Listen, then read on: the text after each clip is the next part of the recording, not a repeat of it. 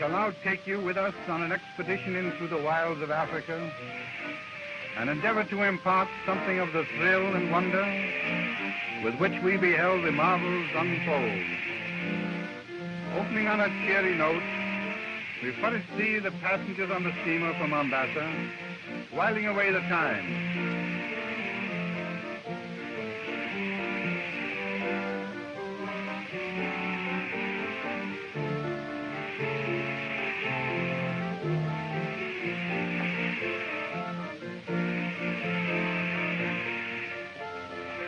It was the last day aboard ship, and we saw with a sense of awe the red sun of Africa sinking to rest.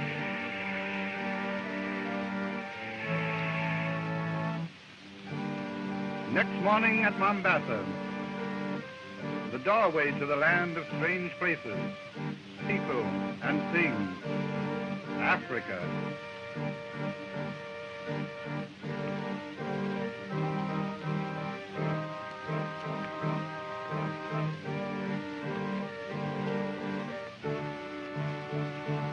We strolled through the streets of the town, noting the primitive methods, the mode of transportation, the quaint mixture of natives and aliens, and then a Hindu conjurer performing commonplace tricks that assumed here a mysterious favor.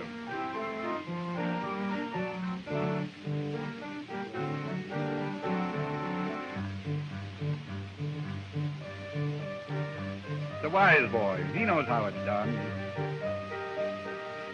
An experiment with eggs. We found the beggar's tricks diverting. At least they helped to pass the time away.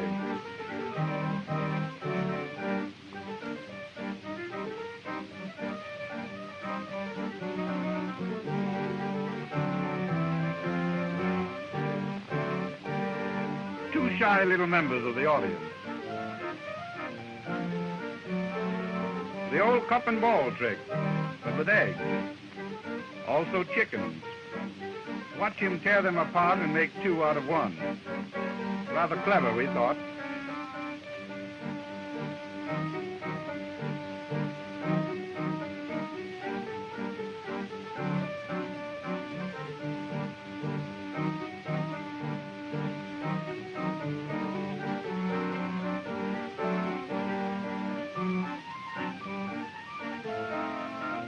Wearying of the performance, we wandered again through the town, and the first day of heat and unfamiliar life came to an end. Off for Nairobi at last. On one side the river, on the other, our first view of wild game, the wildebeest. On and on, the busy train carrying us higher and higher to the uplands.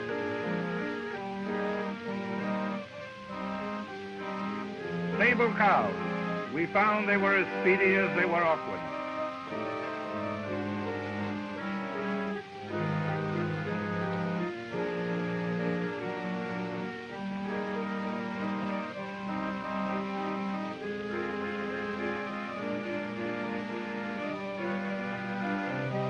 And so we came to Nairobi, where we outfitted our safari.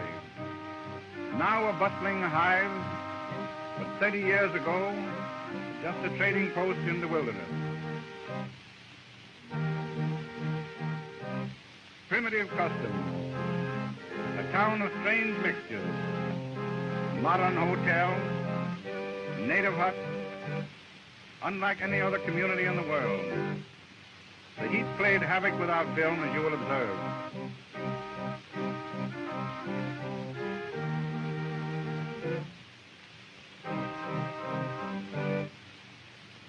Our safari was underway at last. The goods unloaded, equipment complete, we started the long trek to the heart of adventure.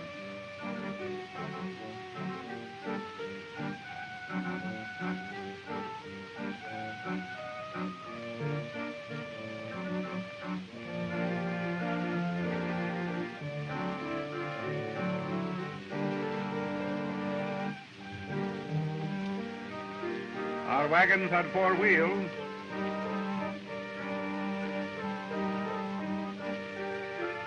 with no brakes.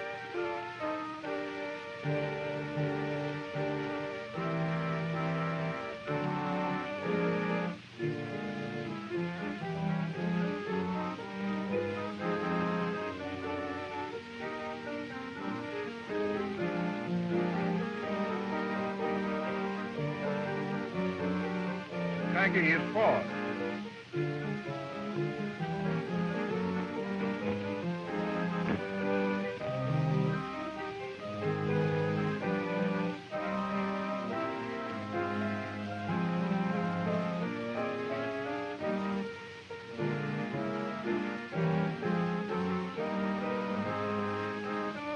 On we went, nevertheless, taking the bitter with the sweet.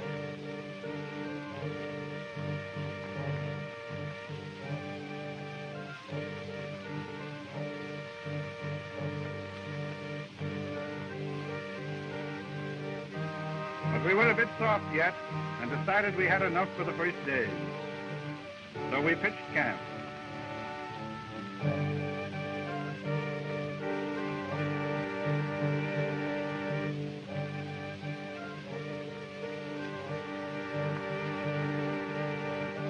The boys enjoyed their chance to bathe, but should have been a bit more particular about their company. Somebody yelled crocodile, and there was a scamper.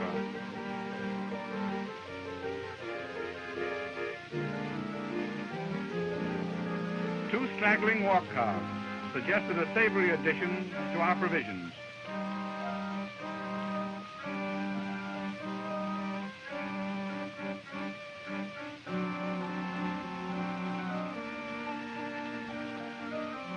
I missed. I was a poor provider. The natives attempted to show us up with their primitive weapons, with no better success, till they resorted to trapping.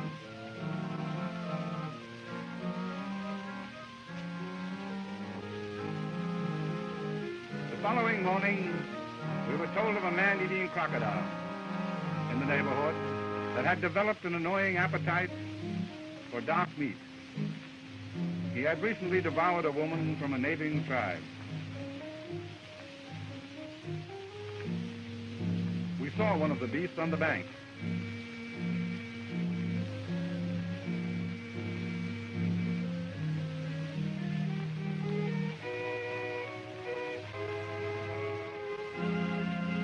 And shot it.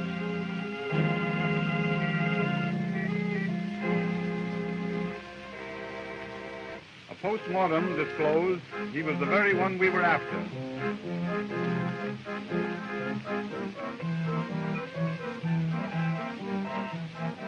Much to the satisfaction of the natives, who all claimed the jewelry.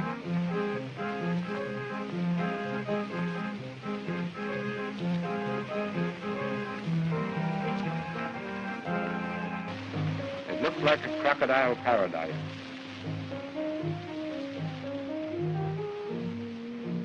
We discovered a crocodile nest with eggs seemingly ready to hatch. The old lady objected to our presence, apparently.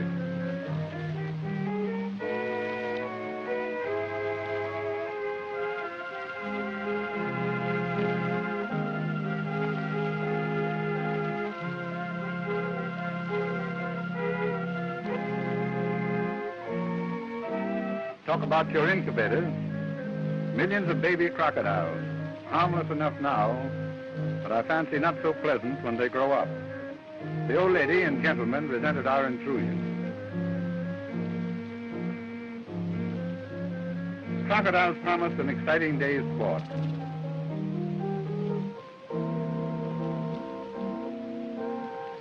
We ran upon some natives bent on the same sport.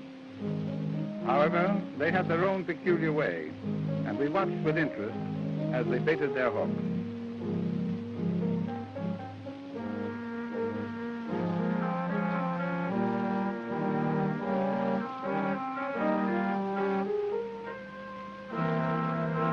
Their method was a bit more sportsmanlike than ours.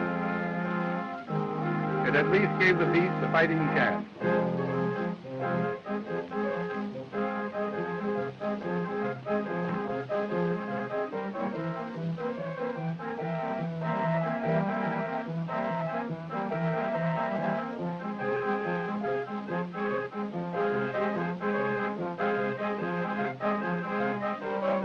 became conscious of a terrific chattering noise, as if a million rattles had been let loose, and then suddenly burst upon swarms of monkeys.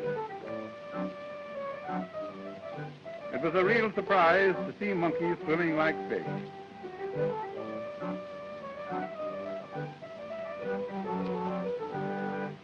The little duffers seemed extremely fond of lily pods. But the crocodiles evidently were as fond of monkeys.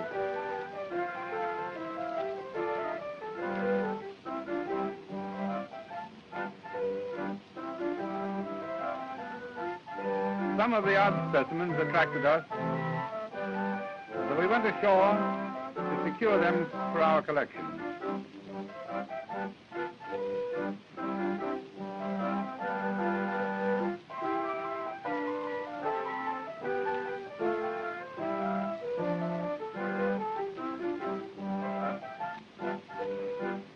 The performance proved so amusing, we almost forgot what we came for. We baited some harmless trap for their capture.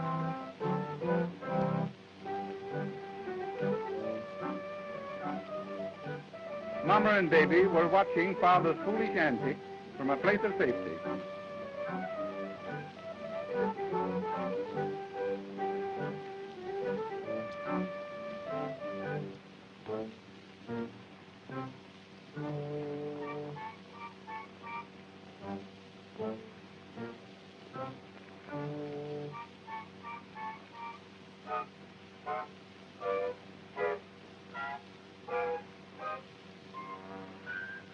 Careful. Look out. Father's in trouble again. Such a duffer.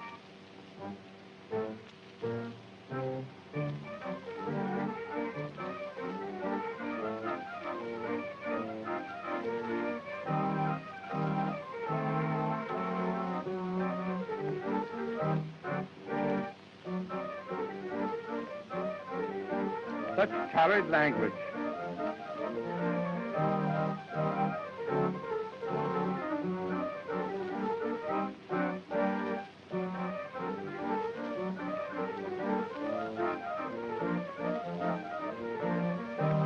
I can't bear to look.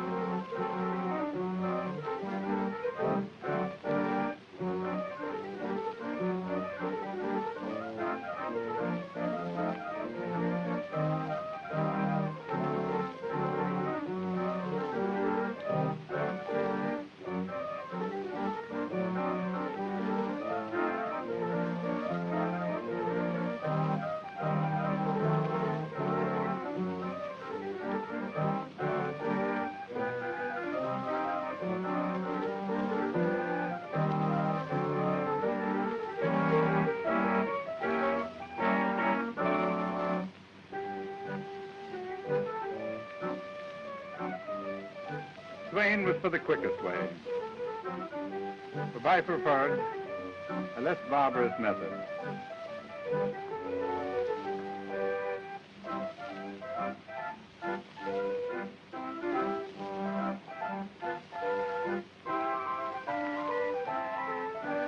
The little beggar proved decidedly ungrateful.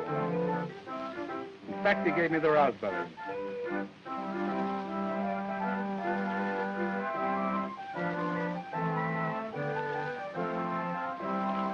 Storm clouds began to gather, so we hastened for the boat to make camp before the deluge came.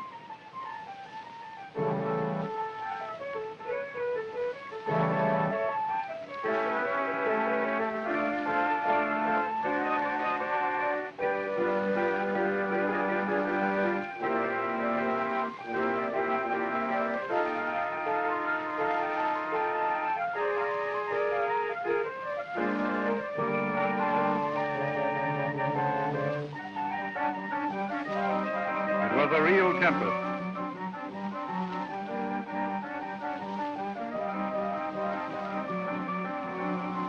We soon learned, however, that tropical storms end as quickly as they begin.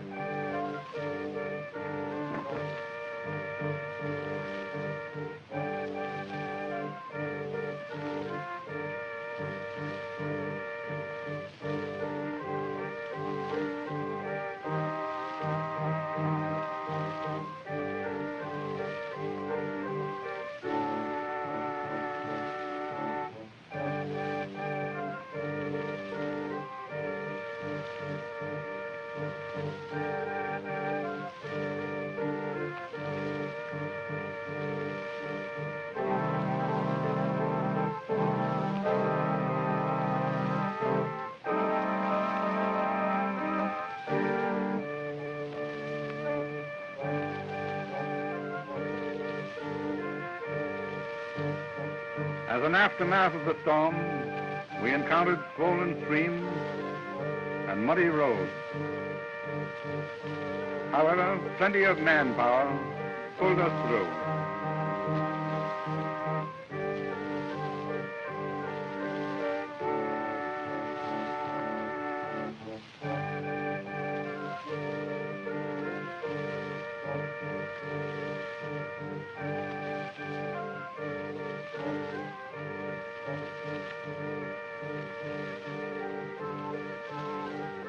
During a halt, our attention was attracted by a sharp barking sound accompanied by a most uncanny hissing. A noise familiar to our boys, who with glistening eyes came to tell us that it was a python after his prey, as you will observe. Python meat is a decided delicacy with the boys, and they were anxious we bag it for them. After the capture, however, it proved such a wonderful specimen that we decided to keep it for the collection, notwithstanding the grumblings of our porters.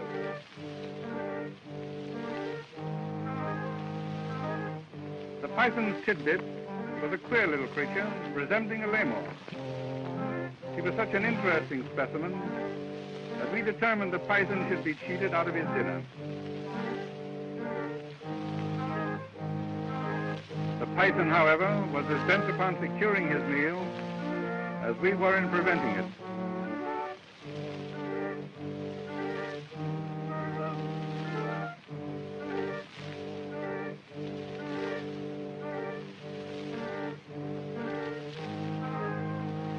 The pop-eyed little beggar was wishing us success.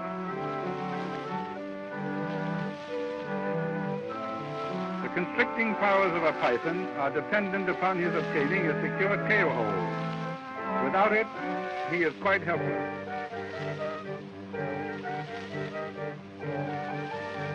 He lashed about furiously as we tried to untwist his tail from the limb.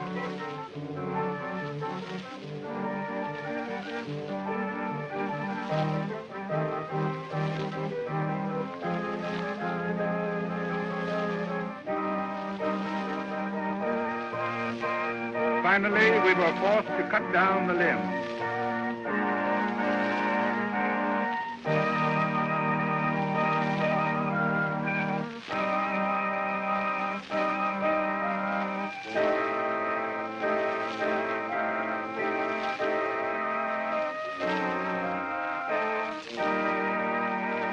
Mr. Python was soon caged for shipment back home.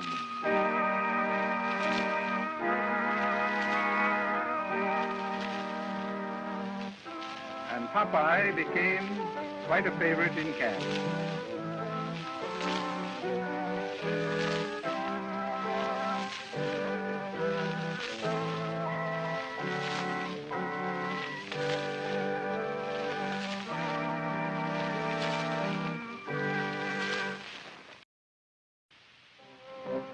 We now came upon a native village with children playing in the narrow lanes between the thatched huts.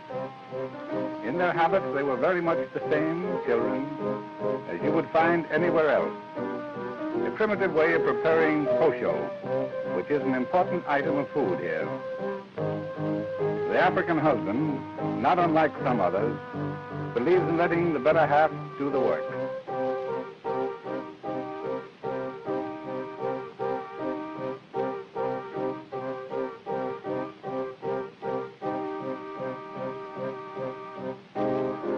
May I suggest, ladies, that this is a wonderful and efficient way of reducing? You may observe that many of the native women are quite shapely. Animal fat is used by the natives to grease their bodies and also their skin-wearing apparel. And while it keeps their clothing very soft and pliable, I don't think the odor would ever become very popular here.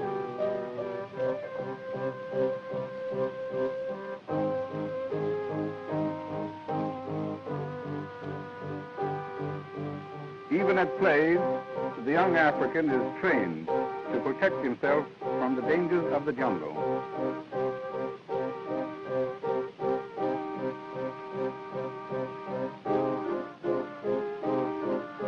we were the topic of conversation, we found out later. They wanted to know if we would rid the vicinity of a family of leopards that were playing havoc with their cattle.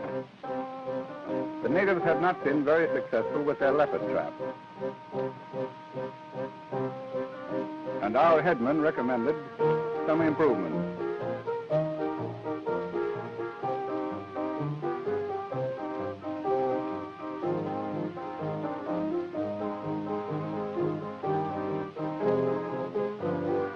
Started out to track the beasts to their lairs.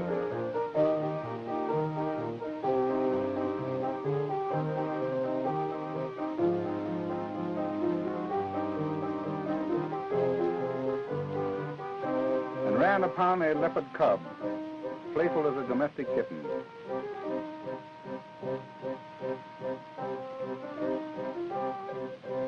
The cry of a full-grown leopard is about as unpleasant a sound as one cares to hear.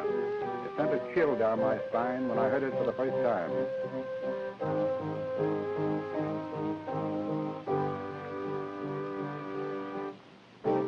I missed my shot. The natives started to drive the animal from its hiding place into the clear so that I might get another crack at it.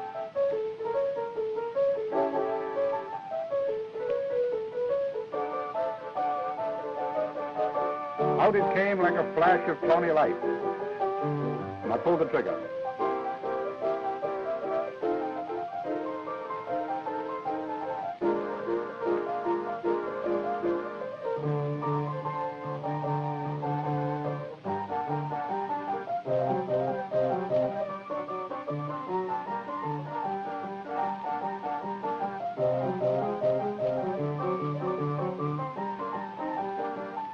There goes the other.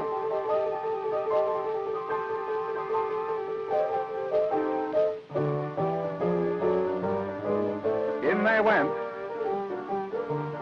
and out they came. The leopard evidently couldn't take a joke.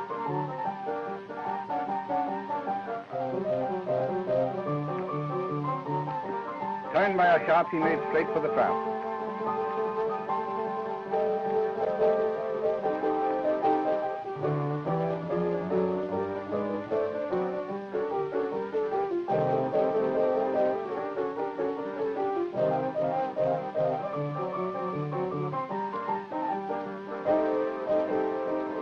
Eyes like livid green fire, it glared at us and snarled as it was safely trucked up and taken back to camp. A living specimen we were mighty glad to get.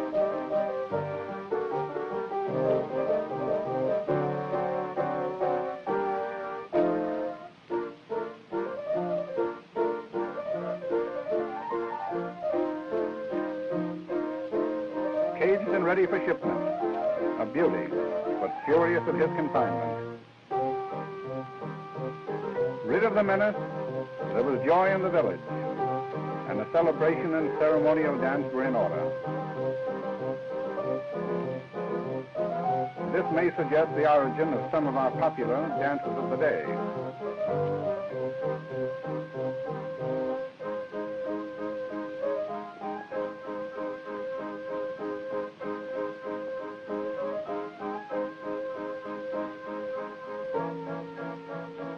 African flappers.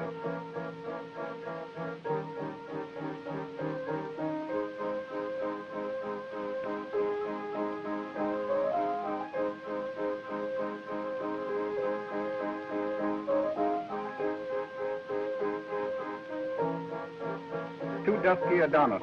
I was invariably impressed by the amazing physiques of these fellows. Something of the weirdness of Africa, still untamed, was expressed in these dances. These simple native hearts seemed to hold a dark knowledge of hidden things and strange mysteries, beating like the tom-toms, an unending rhythm in the soul of the blacks. Our safari again underway, trekking along amidst an ever-changing vista of water, jungles, mountains, and valleys. The heat was terrific, and our pictures suffered accordingly.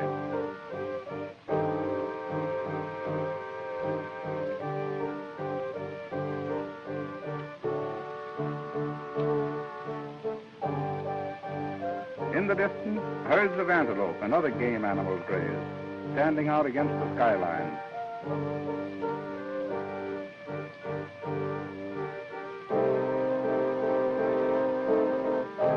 An impala fawn, and quite at home with us, not a bit afraid.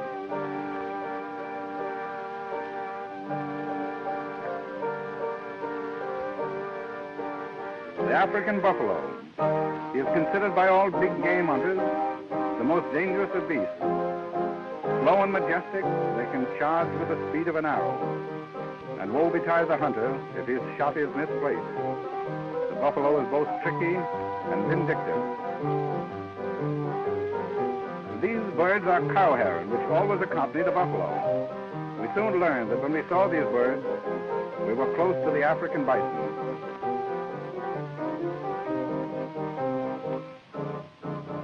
Getting shy of fresh meat, so bagged an eland to replenish our larder.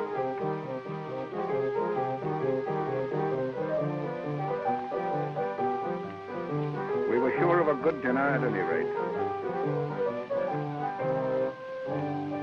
And again the seemingly endless march. Many miles had been covered, and we were drawing closer to the land of big game. A herd of roebucks which we disturbed, but not before we had obtained a good camera shot. And then we saw a giant black head with tiny ears above the water. It was a hippopotamus.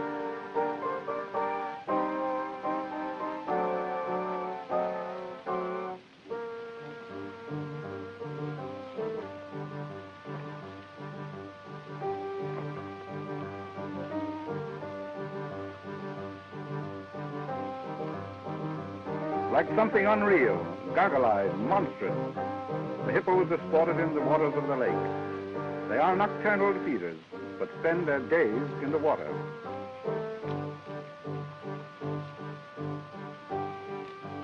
The natives prize hippo meat highly as food, and were anxious that we bag a couple of the great beasts. I tried a long shot. Our dogs, headed by Scotty, and their dare with a Viking's heart, pursued the hippos and got in the way of the gun. But nothing could stop Scotty.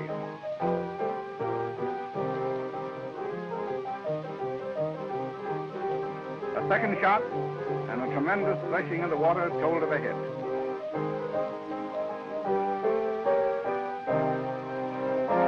Gleefully, the boys rushed to the task of dragging the monsters from the lake.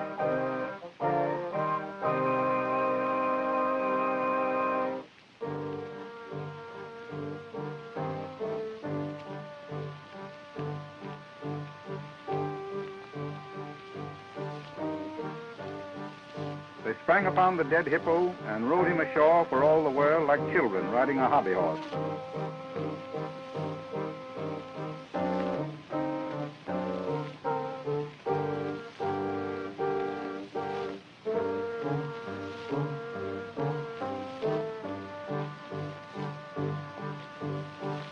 A native delicacy, and plenty of it.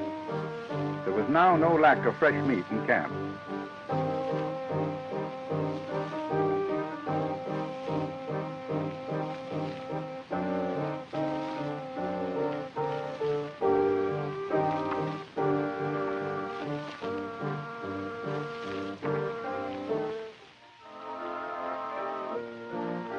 These are the African fables.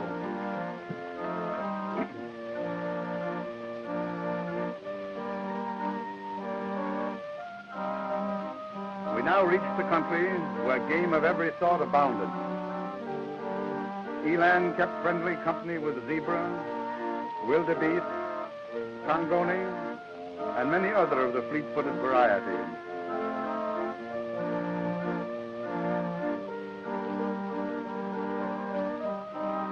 We saw a herd of buffalo grazing in the high grass. Realizing their vindictiveness, we were decidedly wary, keeping downwind as we set up our cameras. At any moment, they might get wind of us and charge. This old fellow calmly turned his back upon us, and with supreme indifference, walked away, While perhaps unflattering, we were nevertheless quite relieved at his lack of interest.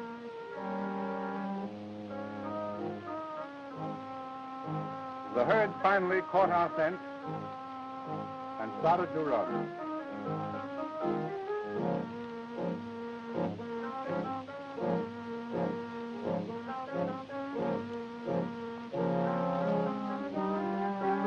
Here we encountered impala, steinbok, and several other varieties of the gazelle and antelope family. We had reached an animal paradise.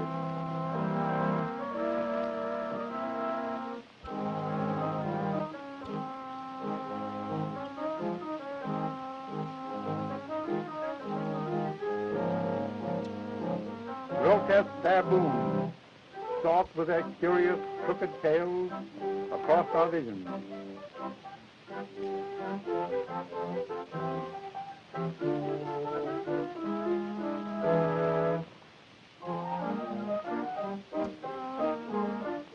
Hunting was one of my greatest thrills. My first view of giraffes in their native wild. This creature has no defense save his keen hearing and sight. He has no vocal cords and therefore can make no sound. At the first sign of danger, he runs to a nearby tree where his color acts as a camouflage. But driven to bay, or in defense of its young, a giraffe has been known to cut a lion to pieces with a sharp hook. One of these animals was at least 20 feet in height.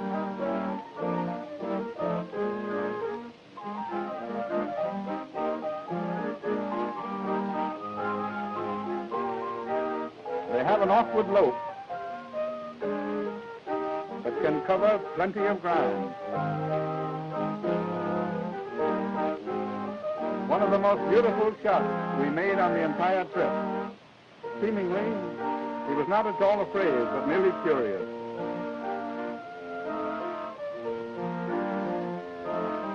Our old friend again, the foolish wildebeest, called the buffoon of the plains.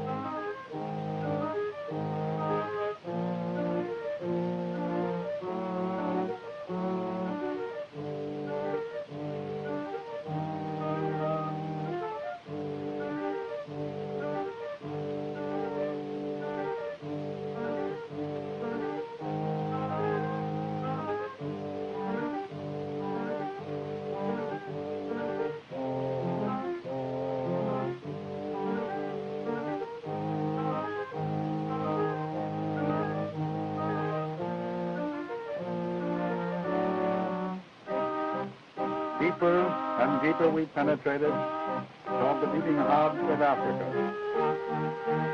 leaving the equator and the terrific heat behind, climbing ever upward into the regions which have not yet been too much overrun by the white man. We made camp on the shores of a beautiful lake. Beyond, great mountain ranges lifted to the sky, brooding over the secrets hidden in the shadows of the jungle, the deep cleft ravines, and the far-reaching plains.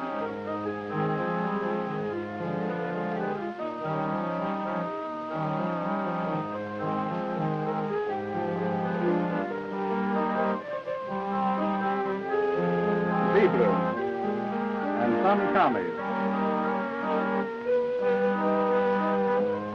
Short Wisconsin gazelle.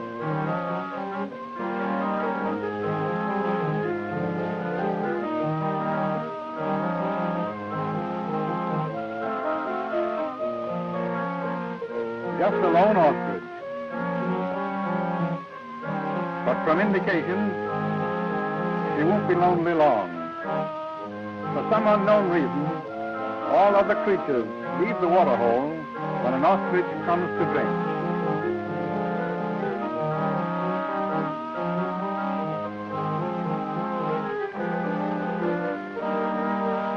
Though we hated to shoot zebra, we were running short of fresh meat and wanted a good skin besides.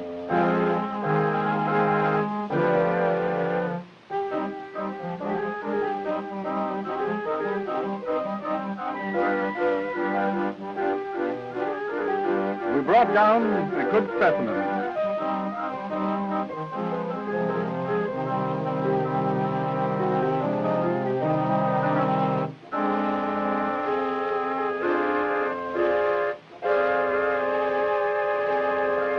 The natives took what they wished.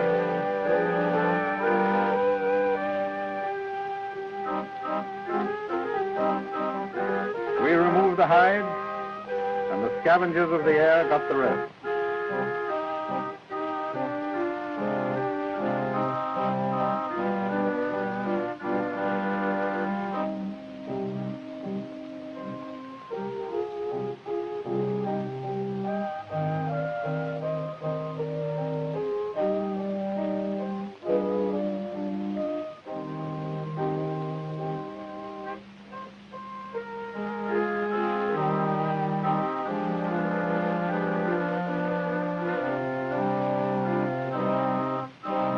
Last of the zebra, save for the bone. We struck a period of heat that was unexpected. Our film suffered, as you may observe. Then a thrill of thrills awaited us, the presence of rhinoceros. Rhinos are stupid beasts and usually attend strictly to their own business. But once aroused, they are mean customers to deal with.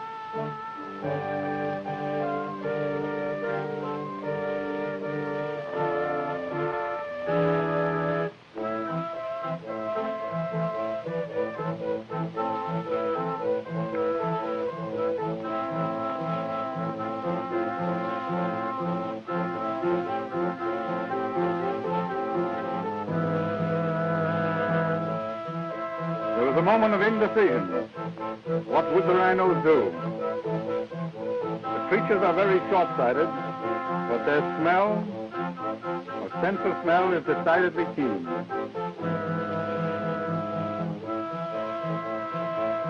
The cow and bull came on towards the camera.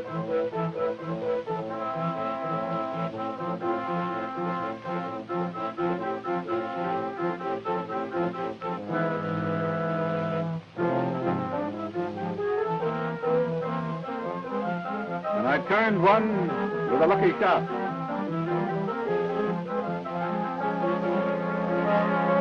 It was a moment of tremendous excitement for all concerned. Off they go and we in pursuit.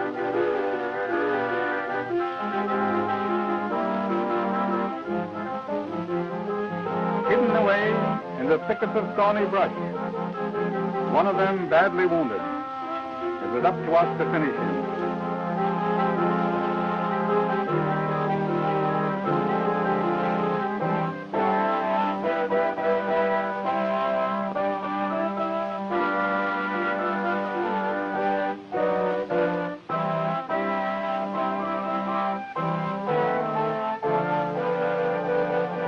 Worried by our dogs, Scotty as usual in the foreground, was caught by the short, long horns of the rhino and tossed 50 feet in the air.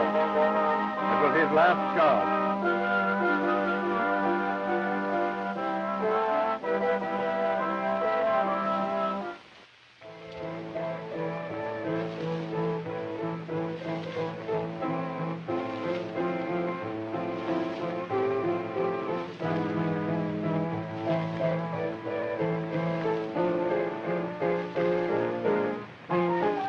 The orphan, rather a husky infant, and decidedly unfriendly.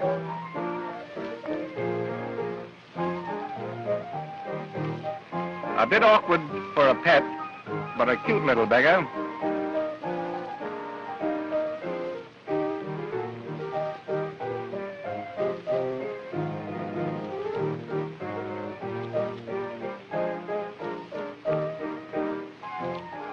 the first step toward preserving the hide of the rhino.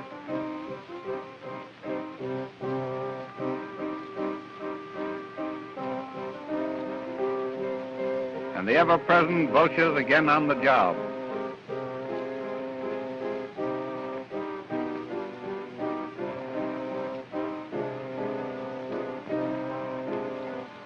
On the trek again with baby following.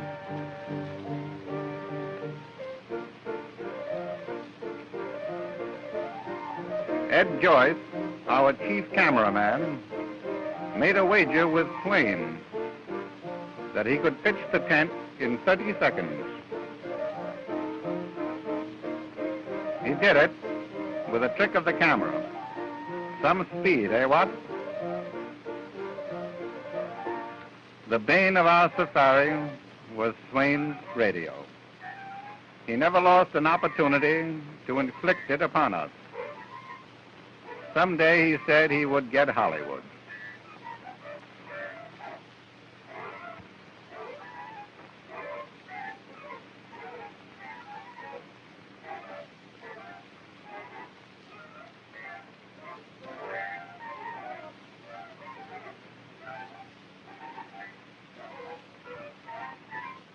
Wait a minute, I'll fix it.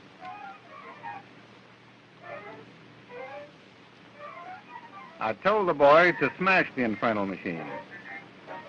He'd have done it too, but Swain showed a burst of temperament.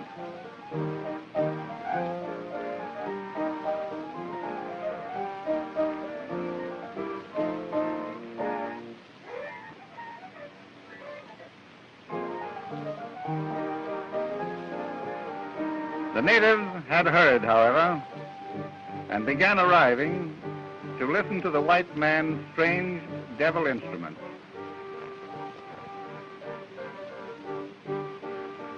Swain brought out his phonograph recorder, with which we tried to record the speech of the natives.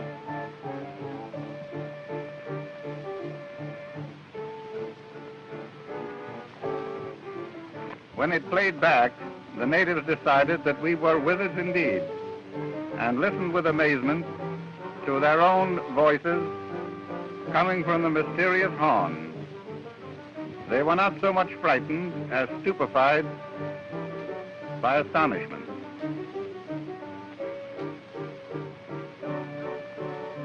When they heard it, they wanted to crawl in to see where the mysterious sounds came from.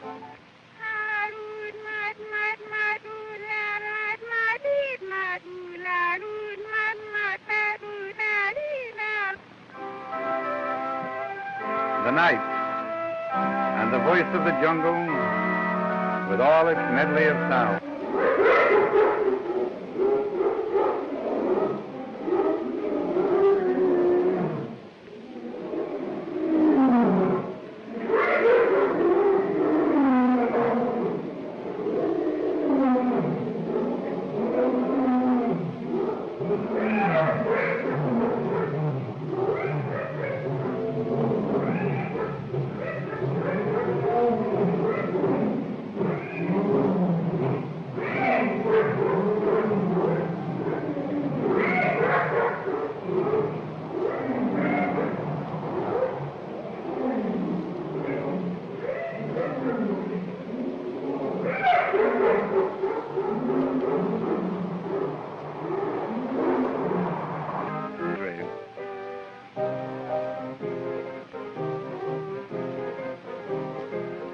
The next morning, the lions were reported in a donga close by, and a cautious search brought us to a clearing,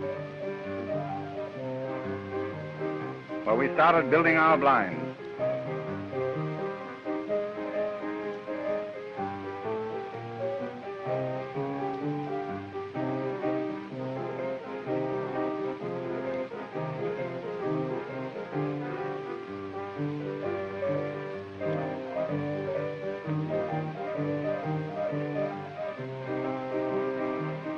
Our telescopic lens gave us some fine close-ups.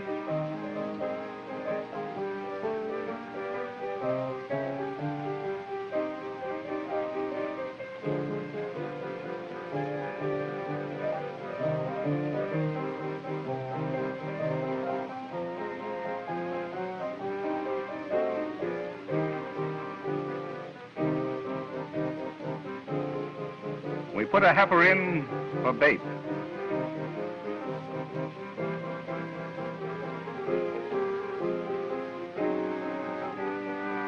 The natives started to beat the beast into the clear to give us a better chance with our cameras.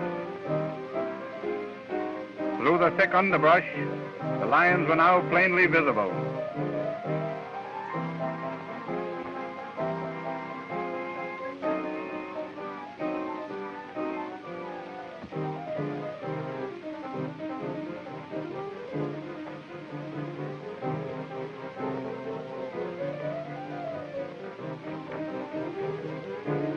We wounded this big beast. He ran for the clear with the natives in pursuit. We knew we had hurt him, and it is one of the unwritten laws of hunters to finish a wounded beast. Friends, please watch closely what soon follows. Things happened so quickly that when the smoke cleared and the excitement was over, we had one badly wounded cameraman and a terribly mauled fellow hunter who survived only 7 weeks after the attack. The tragedy left its mark on all of us.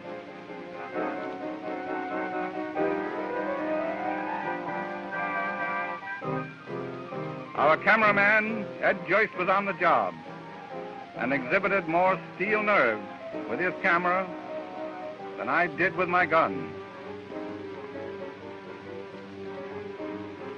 The natives were beating the bush on all sides, and the bewildered beast didn't know which way to turn. Joyce never left his post. He looked around every now and then to see if I was backing him up. Look out, Ed, he's coming!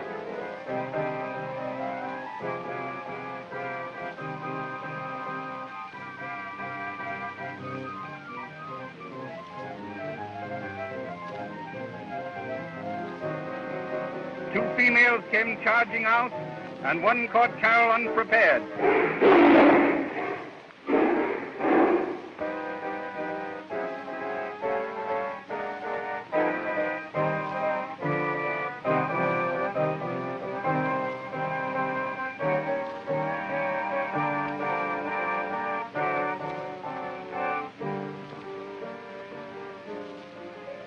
After our wounded were cared for, we found we had bagged the largest lion ever taken in this region.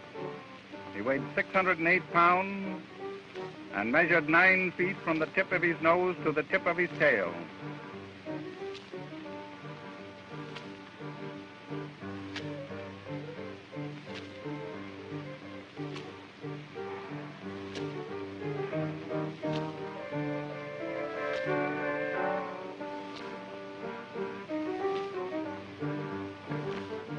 From the natives, we learned that these two monsters were noted man-eaters and had accounted for many natives in this district.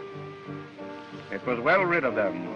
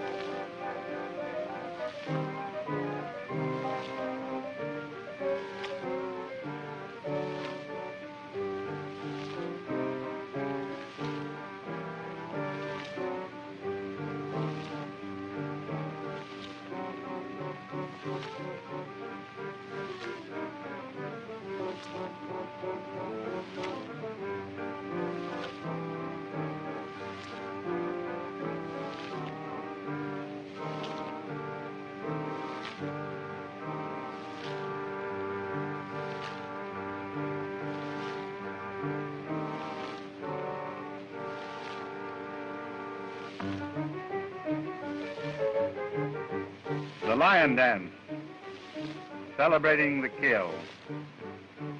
The natives cover themselves with the skin of the beast and so imbibe, as they think, the courage of the lion.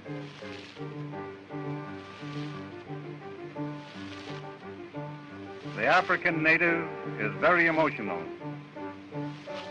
The only way he gives vent to his emotion is by dancing.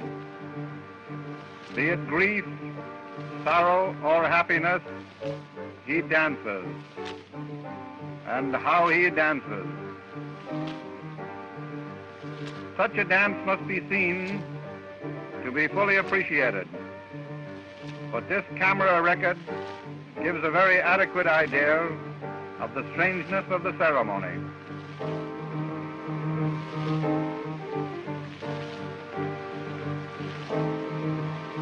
The waterhole, where we camped for several months to get specimens and photographs of the animals. Animals of every sort came down to drink. Congoni, impala, gazelles, and others. A waterhole seems to be under a perpetual flag of truce, and the lion and lamb literally lie down together. From our blinds we watched the arrival of monkeys, mostly baboons, as well as giraffes, which seem to consort in friendly fashion with the apes. An animal convention. Delegates arriving.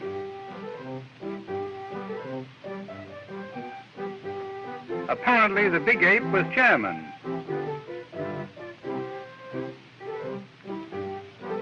Dissenting members walking out.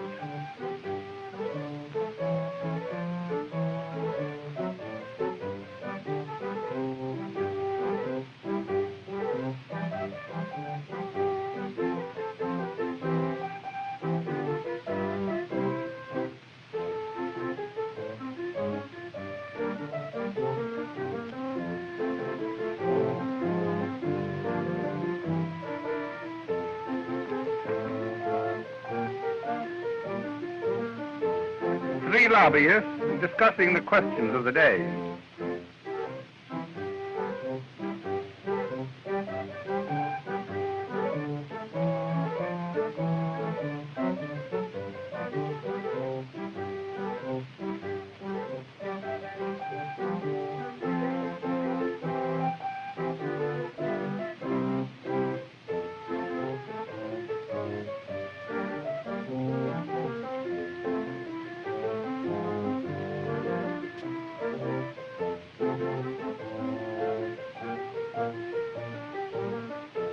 Teaching the baby giraffe how to drink.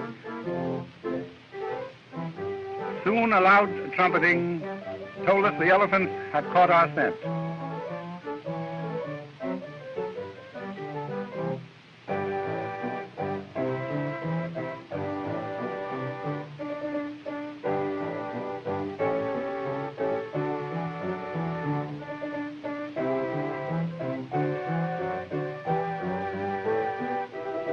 The convention was in disorder.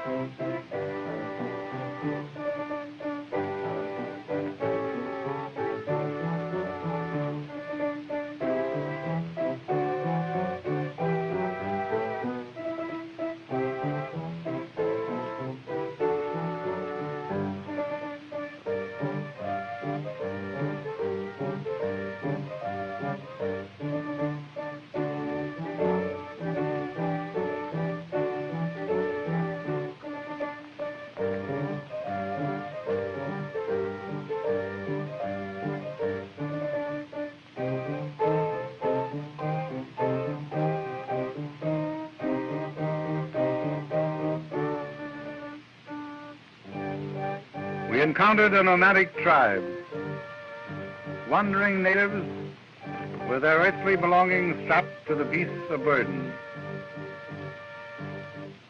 As inquiries told us we were nearing the Ingagi country, we noticed our boys becoming uneasy. Several had deserted, and we began to suspect the reason.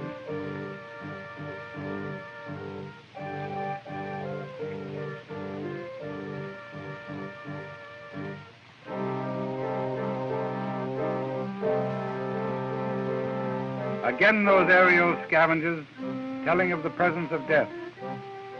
Another scavenger, the despised hyena.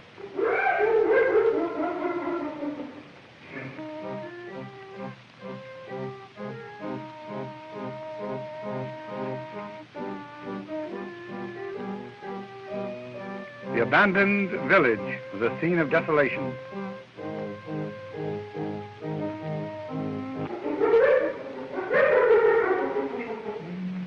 A few shots after him as he scurried across the plain.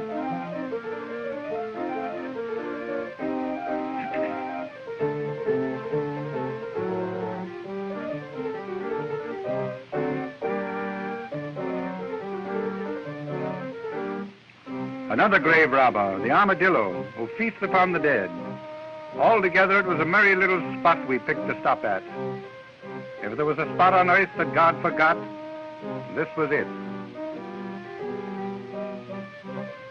In the Phantom Village, we again encountered elephant spoor, determined to go after the big tusker.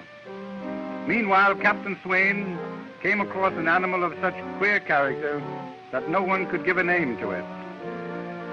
It seemed like a cross between an armadillo and a tortoise, so Swain called it a tortadillo. So far as we have been able to learn, it is a species hitherto unknown to science. We handled the creature with interest until it happened to snap at a dog. In about 3 minutes, the dog was dead. After that, we gave the venomous devil a wide berth.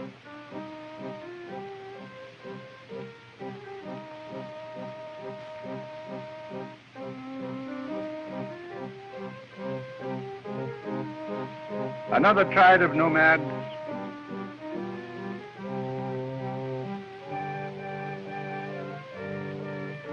and more elephant tracks.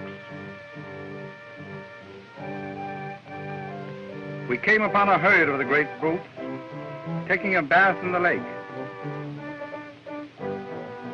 The big bull was the finest specimen we had so far run across, and we were anxious to get him. The herd limbered through the forest, tearing up trees and amusing themselves generally. They got our scent, and the big tusker plowed away through the tall grass like a vast ironclad of the plains.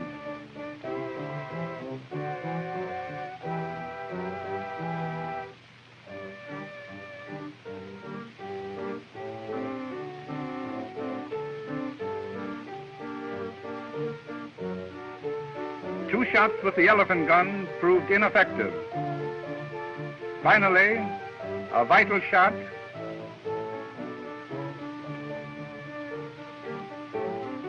and the big fellow came down with a crash that made the earthquake. His tusk weighed 134 pounds each. The swift current cost us 3 of our mules. But it's an ill wind that don't blow somebody good. Swain's radio set went with one of the mules. A roaring sound now told us that we were at the Great Thompson's Fall, an impressive and beautiful sight.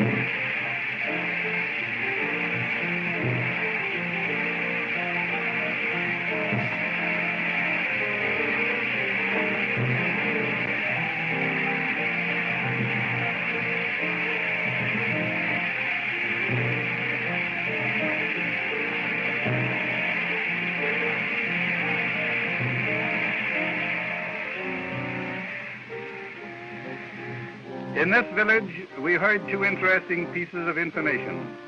One, that there was a tribe of Pygmies near at hand. The other regarding the gorillas, Ingagi they call them. We were soon to come upon our most amazing adventure. All but 18 of our boys had now deserted. Cutting our way through the dense underbrush, we were conscious of being watched by hundreds of invisible eyes.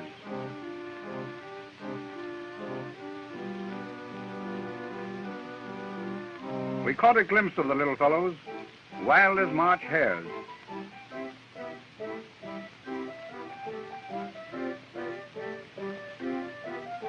They lived on grubs and were digging them and inside the bark of dead trees.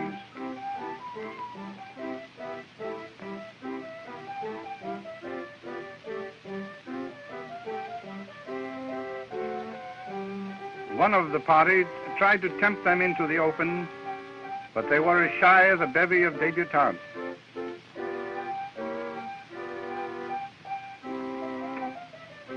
They were rather interested in the beads, however, and it proved a tempting bait, as we got a few camera shots of the little beggars.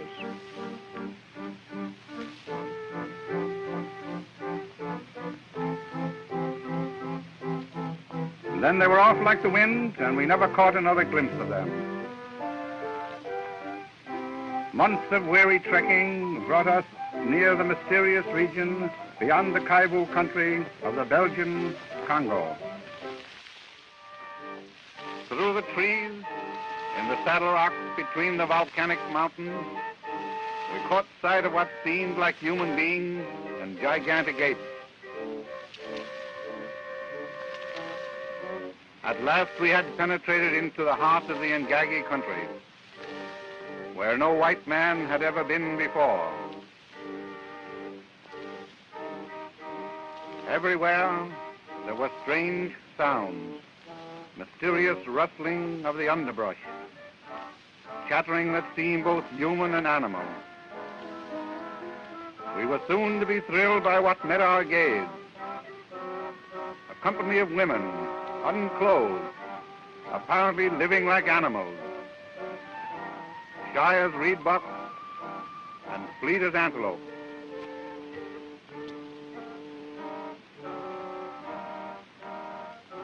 Could these tales be true? Tales we had regarded as mere legends of a native tribe, lowest of all in the scale of humanity. Stories of their strange traffic with the great apes, creatures scarcely less intelligent than themselves.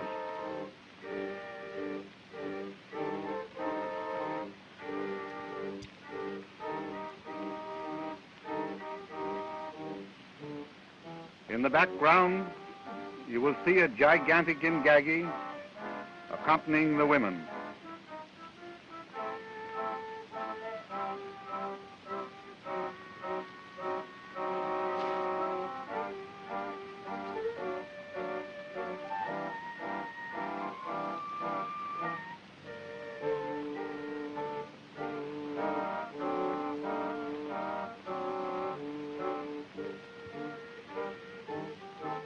One had a child hugged to her breast, a strange-looking child, seemingly more ape than human.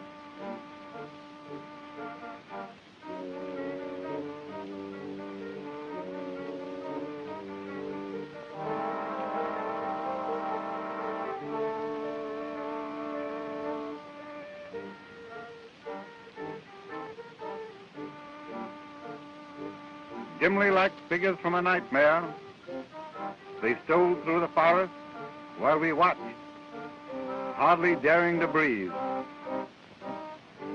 The many types of great apes gathered in this weird place suggested that this might be the veritable cradle of humanity.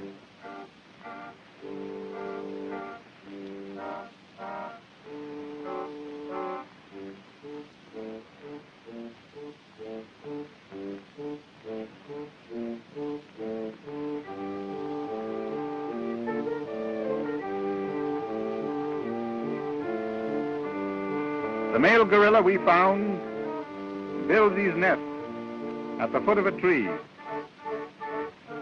sending his family into the branches for greater security against the ravening jungle leopards, which are especially fond of ape meat.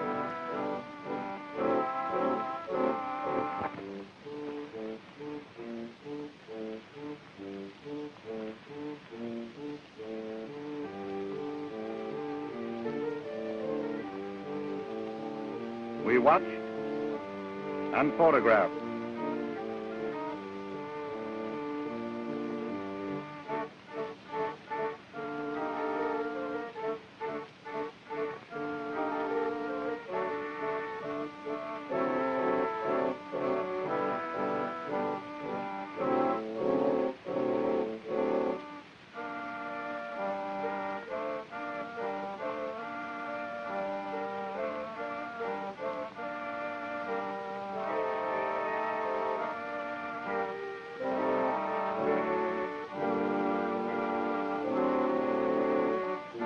Into the dense underbrush we penetrated, expecting at any moment that the gorilla or some of his companions would pounce upon us.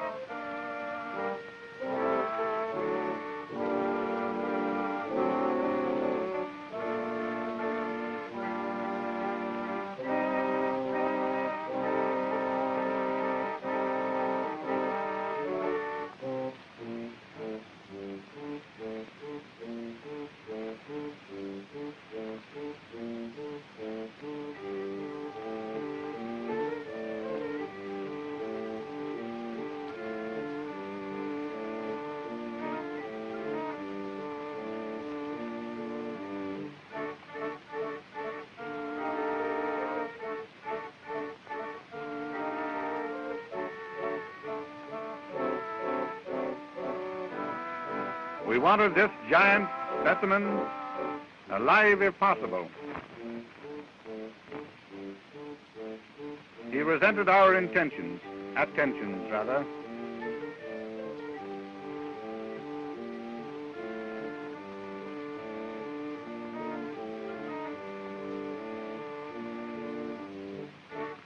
We followed him to his cave.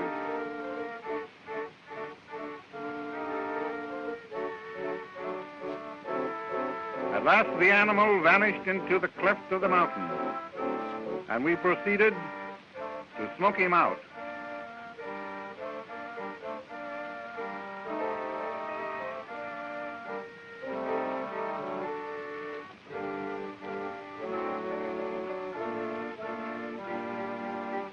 Three great apes made for the brush.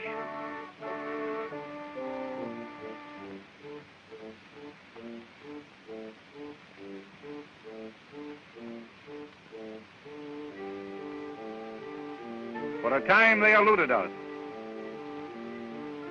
but we soon found them in the treetops.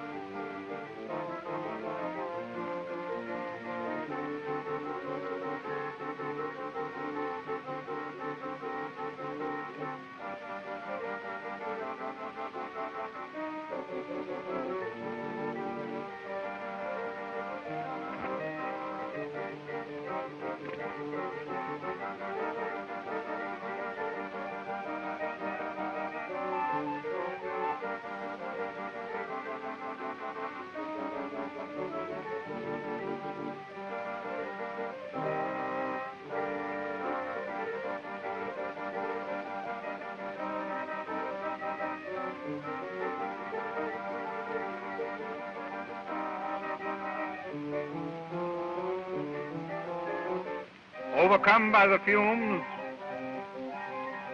the big Ingagi was easily netted.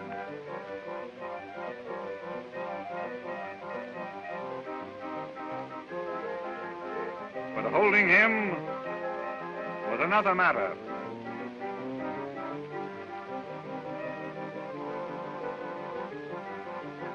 His strength was appalling. He threw our boys around like so many 10-pins.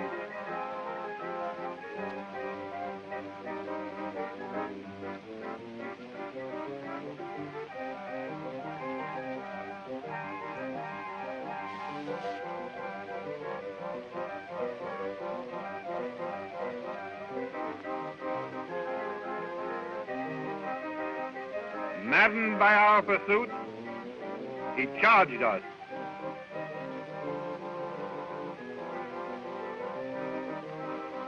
Upsetting the camera and almost destroying the amazing film record we had obtained.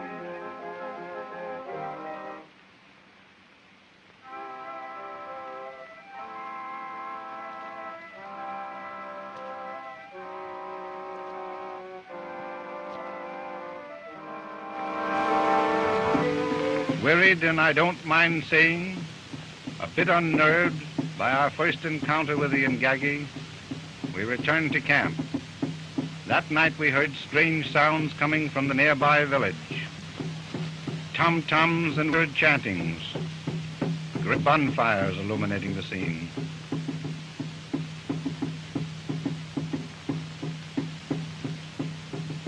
We beheld a strange and fantastic vision. Our headman made inquiries and reported. To our amazement, he told us that this was the night the tribe sacrificed a woman to the Ingagi. A witch doctor dressed as a gorilla, strange painted creatures hovering over him, glistening naked bodies and painted faces, like something out of an opium smoker's dream. All night the ceremony continued. In the early morning, with our cameras, we prepared to obtain pictures of whatever might take place. We were ready to believe almost anything now.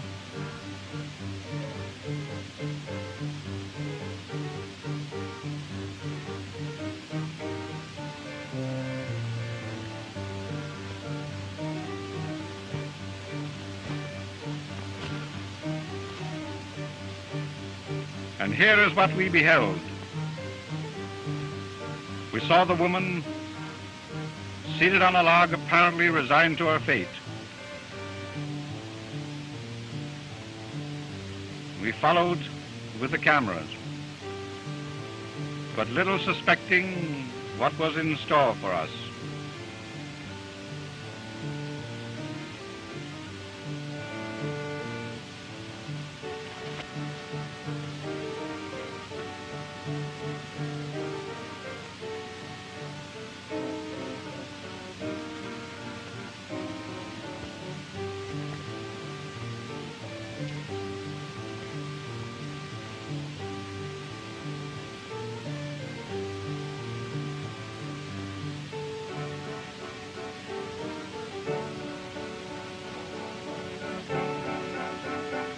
The brute pounced upon her, and she screamed like one possessed.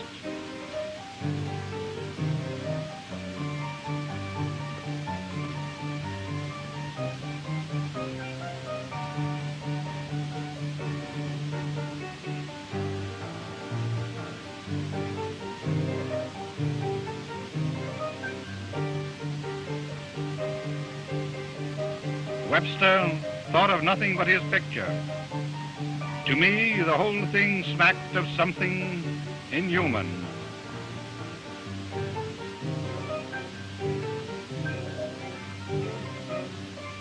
The gorilla was dragging the woman through the thicket.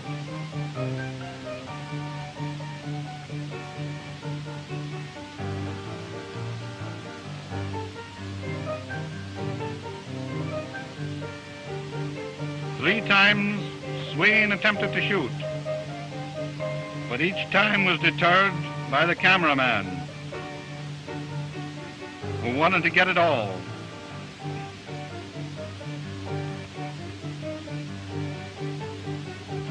But the limit had been reached, and at last he fired. While the gorilla is seldom the aggressor, he was now being robbed of his legitimate prey and was prepared to fight to the last ditch.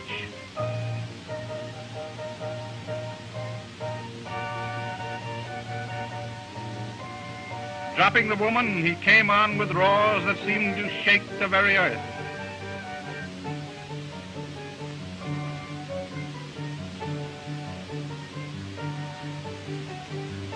His struggle with death was awesome. With almost human screams of agony, he twisted and turned and at last lay still. And then the natives came, but their respect for the creature was indicated by the care of their approach.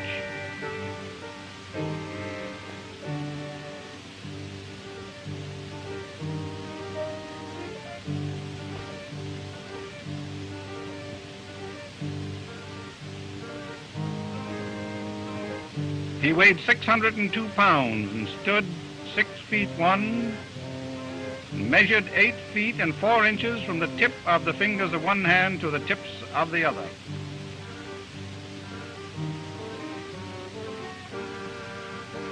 And then we beheld a last strange vision as we watched in the thicket where the fallen Ingagi lay.